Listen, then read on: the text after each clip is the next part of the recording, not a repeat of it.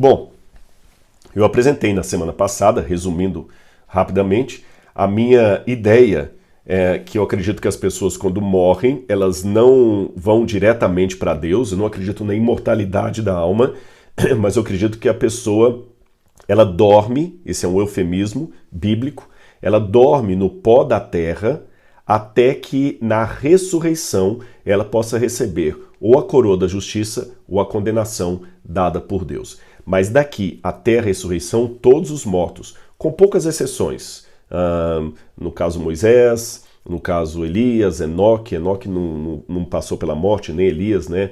Eles foram trasladados vivos para o céu, mas alguns ressuscitaram na morte de Jesus, diz o Evangelho ali de Mateus. Então, fora algumas poucas exceções, todos que morreram, quer sejam ímpios, quer sejam bons, quer sejam justos, justificados em Cristo, quer sejam ímpios, entregues a Satanás, ainda estão inconscientes no pó da terra até que Cristo volte para despertá-los.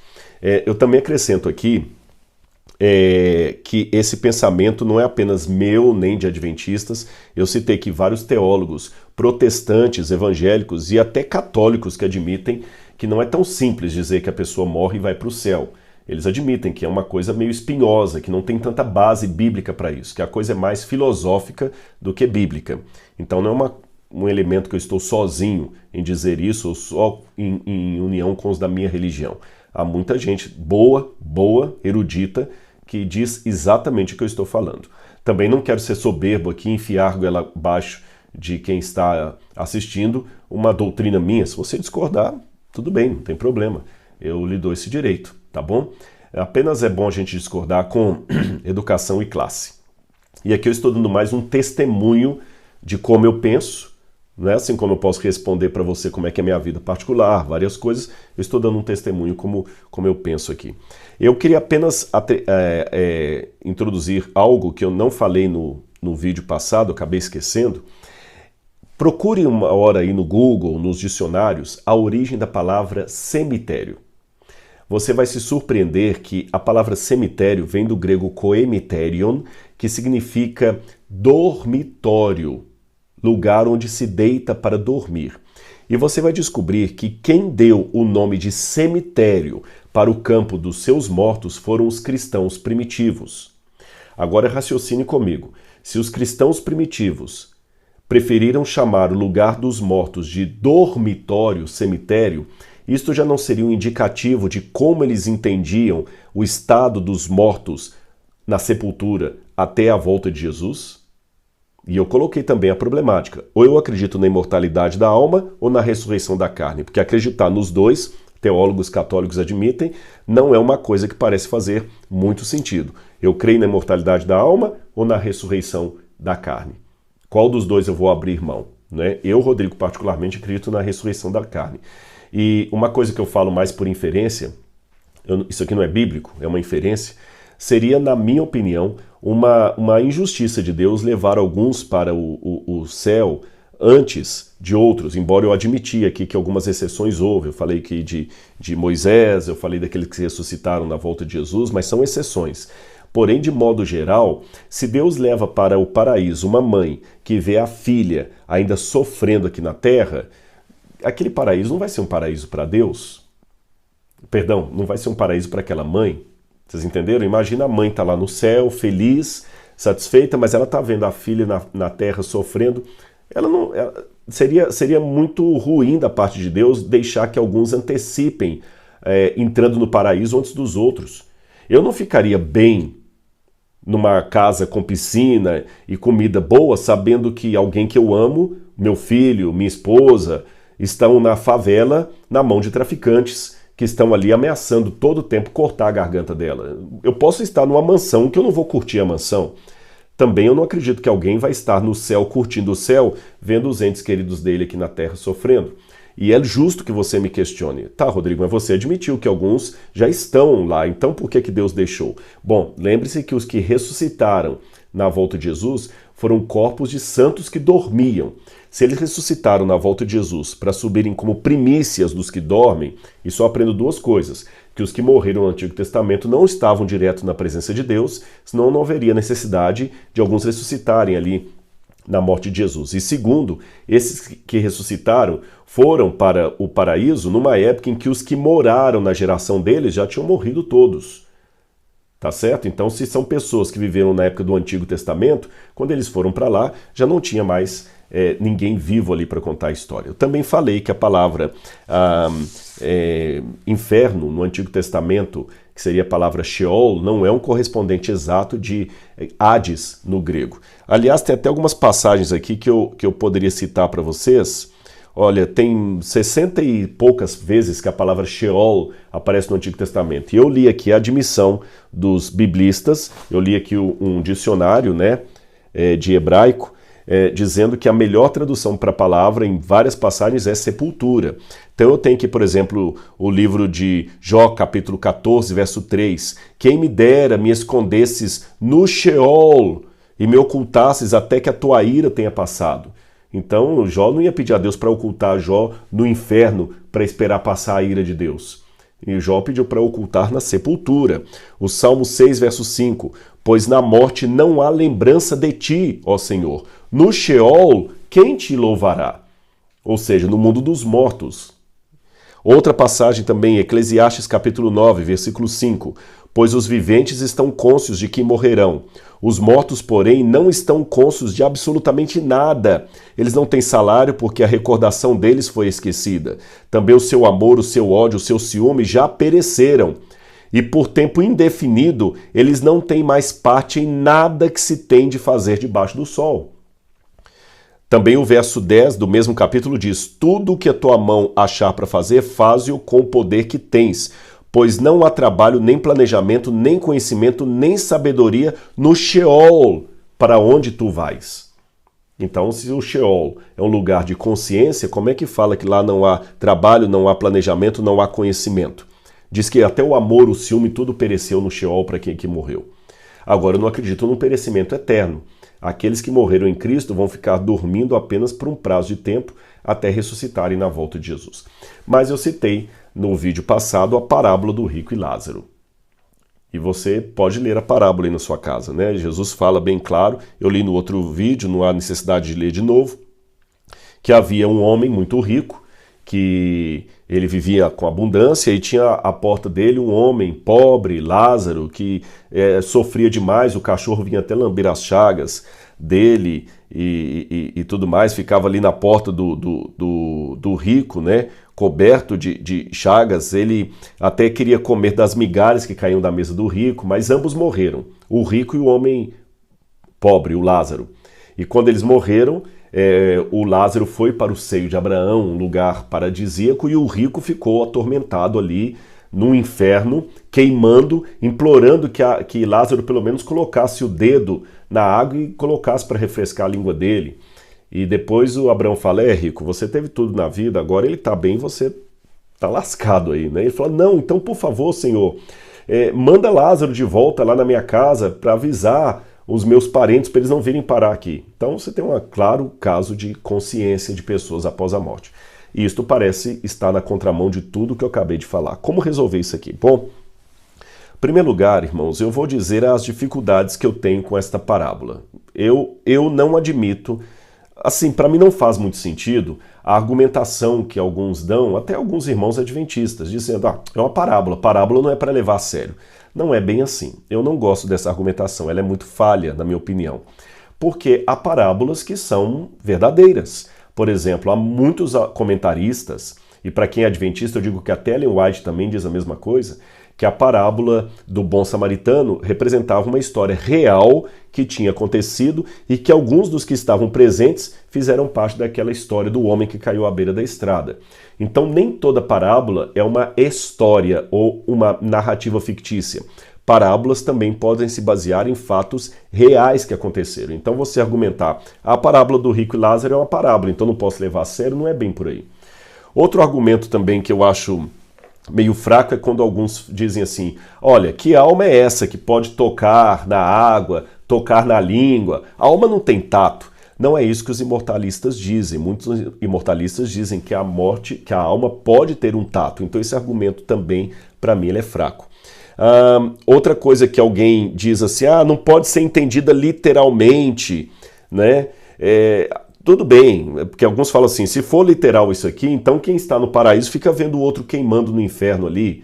Bom, eu acho esse argumento também fraco, porque Jesus, quando descreve o juízo final, ele menciona que alguns vão ver os santos indo para um lado e os outros do outro lado, um à direita, outro à esquerda, e alguns vão falar, Senhor, nós profetizamos em teu nome, ele fala, apartai-vos de mim, e dá a entender que um vai estar vendo o outro ali. Então não posso pegar esse argumento também, ele é fraco. E ainda que seja uma parábola, ainda que tenha algumas hipérboles aqui, eu tenho que admitir uma coisa. O texto está falando de imortalidade da alma, gente. Eu tenho que ser honesto com o texto. E alguém pode falar assim, Rodrigo, você está rompendo com o adventismo em dizer isso. Não, eu estou sendo honesto com a leitura que eu faço. O texto da parábola do rico e Lázaro fala de imortalidade da alma. Agora, como é que eu vejo, então, toda a minha narrativa aqui sobre uma alma não imortal, uma alma que pode perecer, que eu mencionei no outro vídeo e falei nesse também, à luz desse texto? Será que a Bíblia estaria em contradição? Ou estou tentando agora fazer um malabarismo acadêmico para poder forçar esse texto dentro da doutrina que eu acredito? Bom, a primeira coisa que nós temos que ver é esse texto dentro do seu contexto. Ele está aqui no capítulo 16, onde Jesus fala da parábola de um administrador infiel, tá certo? E até fala do perigo das riquezas e termina dizendo assim, vocês não podem servir a Deus e as riquezas. Aí depois ele fala da lei do reino de Deus, onde os fariseus, que eram avarentos, começaram a justificar a obra deles e Jesus falou o seguinte, olha, a lei e os profetas duraram até João. Jesus estava falando de João Batista. E logo em seguida que Jesus fala de João Batista, Jesus fala, e ele coloca, né? É mais fácil passar o céu e a terra do que um tio ou um jota cair da lei de Deus. E ele fala, quem repudiar a sua mulher e se casar com outra comete adultério. Era justamente a pregação que João Batista estava fazendo contra o rei Herodes, que havia roubado a esposa do irmão dele para ficar com ela. Foi a acusação de João Batista. Jesus repete essa acusação aqui. E logo em seguida tem a narrativa da parábola do rico e Lázaro, que diferente do homem, do administrador infiel, isso me chama a atenção, o rico aqui, ele é um judeu piedoso. Tanto é que ele chama Abraão de pai. Pai Abraão, tem misericórdia, pai Abraão. Ele é diferente daquele do administrador infiel, que ele gostava das riquezas. O administrador infiel, Jesus fala o seguinte, olha, nenhum servo pode servir a dois senhores, porque irá amar a um e odiar o outro. Então Jesus falou assim, cuidado nisso aqui. Mas o rico aqui da parábola, diferente do administrador infiel, ele era um homem religioso, piedoso. Esses são pontos interessantes. Agora, o que eu aprendo do judaísmo de modo geral? Eu já falei no outro estudo, até com a argumentação de eruditos, de biblistas de peso, não adventistas, que no Antigo Testamento não há espaço para uma nefesh, para uma alma que sobrevive ao corpo. A alma perece. Toda alma que pecar, esta morrerá. Ela não é imortal. Quando nós lemos no Gênesis, o homem não tem uma alma, ele passa a ser uma alma vivente. Diz que Deus soprou nas narinas o fôlego de vida, fez o pó da terra, soprou nas narinas do fôlego de vida, e o homem passou a ser alma vivente, uma nefesh hayah. Ele não passou a ter uma alma, não é? E sem contar que a palavra nefesh, ela é bem concreta no Antigo Testamento, pode ser garganta às vezes, pode ser vida, uma série de coisas. Mas aconteceu uma coisa curiosa no judaísmo após o exílio da Babilônia. O judaísmo começou a se aproximar demais das fontes gregas. Qualquer estudioso de Antigo Testamento confirma isso que eu estou falando para você. Houve uma helenização muito forte dos judeus, muito forte. E esta foi uma briga que os judeus tinham na época do Novo Testamento, até que ponto eles podiam aceitar beber nas fontes gregas ou romper com elas. O cristianismo também vai herdar essa polêmica, tanto é que Tertuliano vai perguntar que relação existe entre Jerusalém e Atenas. E a pergunta é retórica. Na opinião dele, não há relação nenhuma entre Jerusalém e Atenas. Você tem que optar, ou é Jerusalém ou é Atenas. Mas na época do Novo Testamento, os judeus estavam por demais mesclados de ensinos gregos. E muitos comentaristas e biblistas, você pode pesquisar isso, admitem que foi a partir do período após o exílio da Babilônia que os judeus começaram a aceitar a ideia de imortalidade da alma, que coincide, para quem acredita numa teologia mais conservadora, com o período intertestamentário, em que Deus, durante mais ou menos 400 anos, não enviou ofício profético, Deus silenciou, foi a época de apostasia do povo. E isso pegou tanto o povo que eles tinham superstição. Os próprios discípulos de Jesus viam Jesus andando nas águas e gritavam pensando que era um fantasma. A ideia de Messias que foi distorcida, os discípulos de Jesus até o final não entendiam o que significava o plano messiânico de Jesus. E dentre essas várias distorções do que seria o Messias, o papel do Messias, pensavam no Messias guerreiro, da ideia de salvação pelas obras, que os fariseus colocavam tão forte, vinha também a ideia da imortalidade da alma. Tanto é que Jesus conta essa parábola para um auditório que tinha fariseus no meio. A ideia dos fariseus sobre a imortalidade da alma é um pouco controversa. Eu, particularmente, ainda acredito que os fariseus acreditavam na imortalidade da alma, porque Flávio Josefo diz que os fariseus acreditavam na imortalidade da alma. Mas eu tenho que admitir que há alguns autores que creem que Josefo estava equivocado com relação a isso e que os fariseus não acreditavam na imortalidade da alma, que isso é um conceito posterior e errado, que nós sabemos muito pouco sobre os fariseus, e é fato. Nós sabemos pouco sobre a doutrina dos fariseus. Então, eu ainda acredito, mas eu posso amanhã mudar de opinião, que os fariseus acreditavam na imortalidade da alma. E aí faz sentido Jesus contar essa parábola aqui para responder ao que os fariseus acreditavam. Mas, como eu falei, isso é um ponto controverso. Agora, será que essa parábola foi uma parábola contada por Jesus? Eu vou surpreender você com o que eu vou dizer aqui agora. Há muitos eruditos que admitem, isso aqui é quase um ponto pacífico no mundo acadêmico, que esta parábola não foi criada por Jesus, mas apenas reproduzida por Jesus a partir de histórias que existiam antes de Jesus ali entre os judeus. Por exemplo, vou contar para você algumas historinhas que são até anteriores. Você tem na Guemara babilônica, que embora seja um documento tardio, do 2º século, ele remete a uma tradição da época pós-cativeiro. Você tem a história dos egípcios, você tem uma história, por exemplo, de Bar Mayam, e todas as histórias que eu vou contar, elas trazem um relato mais ou menos assim. De duas pessoas, uma que nessa vida sofria e a outra que era abençoada com riquezas, que morrem, e no mundo dos mortos o papel delas inverte. E sempre alguém volta para o mundo dos vivos para contar o que aconteceu lá. Eu vou dar alguns exemplos para você.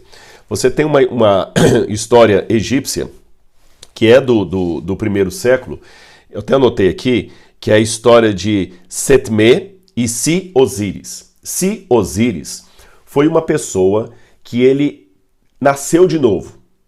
Lembra que no vídeo anterior eu falei que os gregos tinham aquela ideia que você ia ao Campos Elíseos, mas se você aceitasse nascer de novo para orientar as pessoas na vida, como era a vida pós-morte, você ganharia um prêmio e 3 vezes que fizesse isso podia sair dos Campos Elíseos e ir para um lugar até melhor, né? A Ilha dos Afortunados, junto com os deuses, os semideuses, os heróis. Lembra disso? O Egito, ali da época de Cleópatra, do período intertestamentário, era um Egito também helenizado. Tanto é que Cleópatra não era egípcia, Cleópatra era grega, ela era ptolomaida, tá certo? E esse Egito, muito helenizado, contava a história desse sujeito, Si-Osíris, que nasceu de novo, e ele cresceu numa casa onde estava um dia ele com o pai dele, Setme, vendo 2 funerais.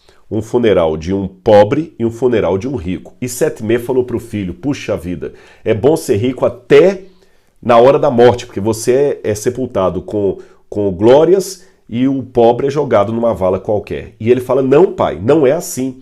Eu vim do mundo dos mortos, eu vou te contar o que acontecerá com esses 2 lá no mundo dos mortos. Eles vão inverter os papéis. E ele narra para o pai um relato muito parecido com a parábola do rico e Lázaro.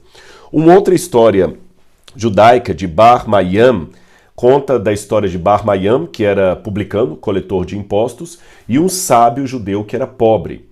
E os dois, e o sábio judeu pobre sofre e o Bar Mayam é sempre cercado de bênçãos. E quando eles morrem, o sábio judeu vai para o seio de Abraão, se veste com linho, exatamente como Lázaro, e lá os papéis deles invertem. E o Bar Mayam sofre e ele implora para alcançar as águas e não consegue. E de novo, alguém vem do mundo dos mortos e conta o que aconteceu lá. E tem outras histórias que eu podia contar para vocês. Você tem Platão que fala de um soldado da Panfilha que volta dos mortos. E sempre o relato é esse. Pessoas que morrem, vão para o mundo dos mortos e lá ele vê o papel se invertendo. O rico sofrendo, o pobre sendo glorificado. Então ele volta e alerta os vivos. E na Jerusalém, na Judéia e Galiléia dos tempos de Jesus, havia muito taumaturgos e também outros tipos de curandeiros e pessoas que diziam ter ido ao mundo dos mortos e voltado. E a partir da sua experiência ao mundo dos mortos, ele conta o que ele viu ali e prega às pessoas. Olha, cuidado, eu vi o que acontece lá no mundo dos mortos, os papéis invertem e as pessoas se convertiam. Aí Jesus usa uma tática rabínica muito interessante. Essa tática rabínica é a tática do argumento dialético ou da desconstrução. Os rabinos faziam o seguinte, eles pegavam uma ideia que você acredita e ele começa a repetir essa ideia até um determinado ponto. Mas quando ele chega na conclusão, ele muda radicalmente a conclusão da sua ideia original e assim ele consegue vencer você num debate. Vou dar alguns exemplos de Jesus para você. Uma vez um doutor da lei, querendo colocar Jesus à provas, perguntou, mestre, que farei para herdar a vida eterna? Jesus não acreditava nisso, ninguém faz nada para herdar a vida eterna. Ou você é filho herdeiro ou não é. Mas Jesus argumentou na linha dele.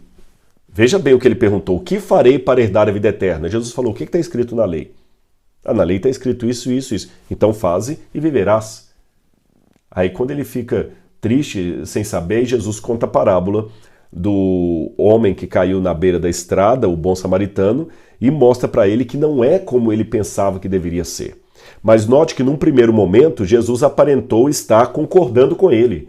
Jesus disse, o que está escrito na lei? Então, por que você está me perguntando? Vai e faz isso, para mostrar para ele que não valia a pena ele tentar ser salvo pelas obras.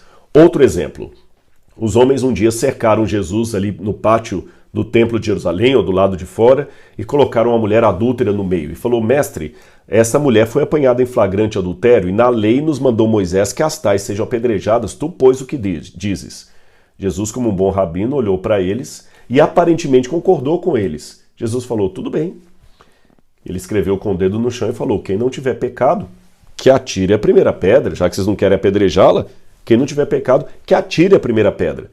Só que quando cada um reconheceu o seu pecado, foi saindo um após o outro, deixando só a mulher e Jesus. De novo, Jesus aparentemente concordou com eles, tudo bem, ela tem que ser apedrejada, então pode apedrejar. Quem não tiver pecado, seja o primeiro. Um outro exemplo que eu poderia dar para vocês é quando Jesus fala para os discípulos assim, olha, quando vocês forem pregar, não levem armas, não levem alforge, confiam em Deus e tudo. Aí, quando ele está saindo em um determinado momento, os discípulos falam, Senhor, nós temos aqui 2 espadas. Ele fala, isso basta. Mas ele fala, isso basta para lá na frente corrigir. Pedro, quem vive pela espada, morre pela espada. Porque num determinado momento Jesus falou, olha, embanhem as espadas e vão. Mas Jesus estava seguindo o raciocínio zelota deles para corrigir no final. Eu espero ter ficado claro isso para você. O argumento rabínico da dialética ou da desconstrução é você repete a tese do outro e modifica o final dela de maneira irônica para mostrar que ela não procede. Foi o que Jesus fez aqui. Ele conta a parábola nos mesmos moldes que havia esses outros relatos. E eu não estou inventando isso não, você pode ler autores como Hugo Grassmann, que é um erudito alemão tremendo, ou Gerhard Kittel, ou Gerhard von Rad, todos eles contam essa mesma coisa, tá bem? A C.H. Dodd, que eu já mencionei, o próprio Joaquim Jeremias fala isso que eu estou falando aqui. Então, olha o que Jesus fala. Aliás, é até interessante a ironia de Lucas. É o único lugar em todo o Evangelho de Lucas que ele não inicia uma parábola com a frase então Jesus lhes propôs uma parábola dizendo. Não há isso aqui. Todas as parábolas de Jesus sempre têm antecedendo assim, e Jesus passou a dizer-lhes. E Jesus disse aos seus discípulos, aqui não, só fala assim, ora. havia certo homem, esse ora no grego é bem assim, irônico. Havia certo homem, Jesus conta a história. Só que quando chega no final da narrativa de Jesus, aí ele quebra o final, porque todas as outras histórias que eu apresentei para vocês, sempre tem alguém que consegue a chance de voltar do mundo dos mortos para o mundo dos vivos e contar o que ele viu lá. Mas na versão de Jesus isso não acontece. Isso não acontece. Quando Lázaro pede a Abraão para voltar para o mundo dos ricos, dos vivos, Abraão diz assim, isto é impossível. E ele fala, não, mas eu tenho pessoas lá. Abraão fala, não, eles têm Moisés e os profetas. Moisés e os profetas, a lei e os profetas, era na época de Jesus a Escritura, o Antigo Testamento. E Abraão fala com ele assim, eles têm Moisés e os profetas, que os ouçam. Em outras palavras, se vocês têm a Escritura Sagrada revelada por Deus aos seus profetas, por que vocês precisam ficar dando ouvido a esses pregadores que rodam aqui a região de Judá e da Galileia, dizendo terem tido experiências no mundo dos mortos? Vocês esqueceram que Deus falou, não haverá entre vós quem consulte os mortos? Então vocês não precisam disso. Querem saber a vontade de Deus para não sofrerem as punições do fogo do inferno? Leiam as Escrituras. Está lá nas Escrituras. Não, pai Abraão, mas por favor manda alguém lá, porque se alguém dentre os mortos for até lá, eles irão se arrepender. Abraão, porém, falou, se eles não ouvem Moisés e os profetas, também não se deixarão convencer, mesmo que ressuscite alguém dentre os mortos.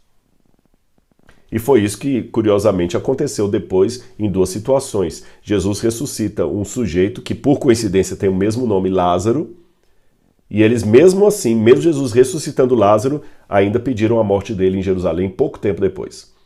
E o próprio Jesus ressuscitou e, mesmo assim, eles subornaram os soldados para dizer que o corpo de Jesus fora roubado. Em outras palavras, se não damos ouvido à Escritura, por que vamos dar ouvidos a médiuns e pessoas que dizem ter recebido uma revelação especial do que acontece no mundo dos mortos? Então, meus irmãos, é assim que eu entendo a parábola do rico e Lázaro.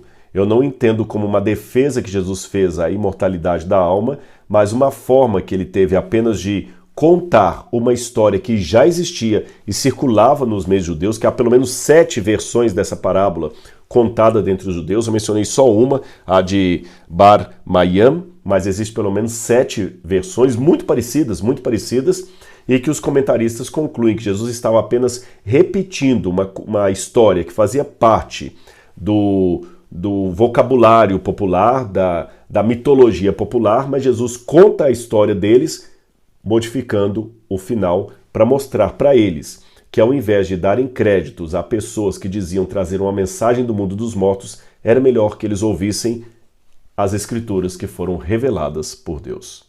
É assim que eu entendo. E é assim que eu me preparo para a morte, se o Senhor quiser que eu morra antes da volta de Jesus. A minha morte, se isso acontecer, será como Paulo falou em Tessalonicenses, um abrir e fechar de olhos. Em outras palavras, uma piscadela. Eu posso morrer e ficar morto durante 100 anos, 200 anos, 1000 anos. Para mim, vai ser apenas um piscar, um abrir e fechar de olhos, porque logo eu estarei vendo meu Senhor voltar. Há santos de Deus que morreram milhares de anos, séculos e séculos no passado. Para eles, será um abrir e fechar de olhos. Eles não perceberão todo o tempo que passar. É Tessalonicenses. No abrir e fechar de olhos, uma piscada, ao soar da última trombeta, os mortos em Cristo ressuscitarão primeiro. E é assim que eu entendo essa parábola de Jesus. Eu espero ter esclarecido para você e tenha certeza, eu acredito na ressurreição da carne. E quando meu Senhor voltar e ressuscitar os mortos em Cristo, nós, felizmente, não teremos mais esse inimigo chamado morte. Que Deus abençoe você, meus irmãos, porque é assim que eu tenho a esperança da vida eterna, a esperança da ressurreição. Eu quero um dia estar com Cristo na glória quando Ele voltar e me ressuscitar se eu enfrentar a morte, ou transformar o meu corpo se eu estiver entre aqueles que estarão vivos com o privilégio de ver o Senhor voltando. Um grande abraço, que Deus abençoe muito a você e a sua família.